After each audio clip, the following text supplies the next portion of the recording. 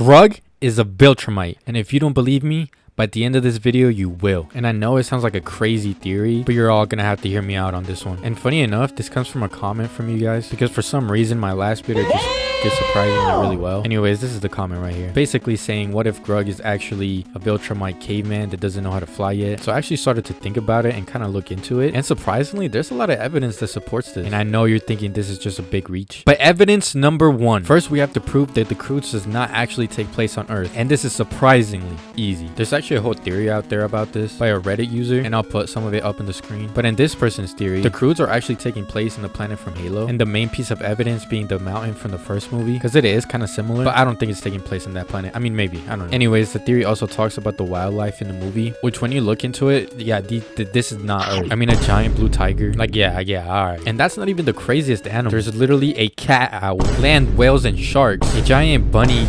thing, and even giant monkeys. Now, I didn't pay much attention in school, but these creatures are not from Earth. And don't even get me started on the plant. And basically every environment we see is not Earth-like. Okay, it's not Earth, I get it. What does that have to do with Viltrumites? Well, in the actual Invincible handbook, it talks about how humans and Viltrumites might have shared a common ancestor, which I believed to be Grug. And I actually believe the humans, or whatever they are in the Croods, evolved to be both Viltrumites and humans. And there's a couple ways that this could make sense. Either humans are the original ancestors and somehow they crash landed into another planet, or vice versa. And since we know that there's other life out there, it's not a stretch to think that they may be experimented by taking humans and putting them in a different planet. Now, how in the world would they evolve into Viltrumites? And it's pretty simple actually, because just by looking at the environment and all the crazy wildlife that they had to fight every day, it's not crazy to think that they would have to evolve to be stronger and faster just to stand a chance at survival. And it looks like this is already happening, judging from the incredible strength and agility of Grug. Because I also had some comments of people saying that Grug would never be able to beat Invincible because he's just a human, but that's not the case. For example, look at this clip right here. Now, I took to the internet to try and figure out how much this would weigh, which led me to find this post on Reddit, which someone asked how much this rock would weigh. And would you look at that, someone did the math for me already, but I'm gonna pretend like I did it. A typical ceiling is something like 8 or 9 feet high. Now, the rock is slightly below the ceiling, so I'll approximate it as a sphere with a diameter of 7 feet, meaning the volume is around 180 cubic feet. And I don't know what kind of rock that is, but I'm just gonna go with sandstone, which has a density of about 150. He copied my whole fucking flow! Word for word, bar for bar.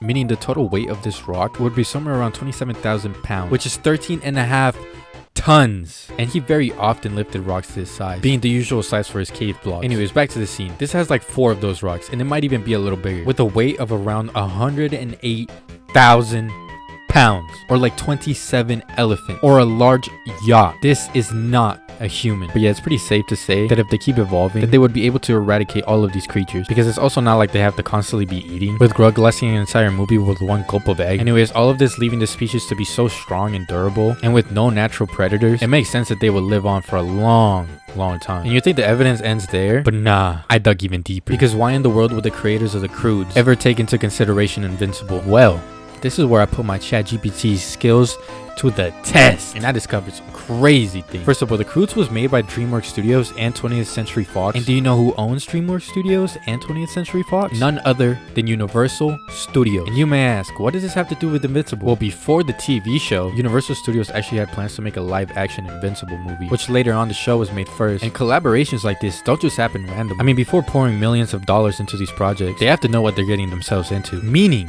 they were aware of Invincible way before the movie or the show was taken into consideration. Anyways, also the Croods was first rewrote in 2007, and the Invincible comic books had their quote-unquote peak during 2006 and 2013, when the Croods actually came out, meaning that during the whole production of the Croods was when the Invincible comic books were most popular. So it's not a stretch to think that the creators of the Croods were fans of the Invincible comic books and based some of their characters around the comics. So yeah, I think it's fair to say that Crud is a Viltrumite, or at least an ancestor of Viltrumite, which you could also say he's the original Viltrumite. Anyways, if you guys like this video, make sure you drop a like and subscribe, and also leave me some suggestions in the comments, because who knows, maybe the next video is going to be based on one of them. But yeah, peace.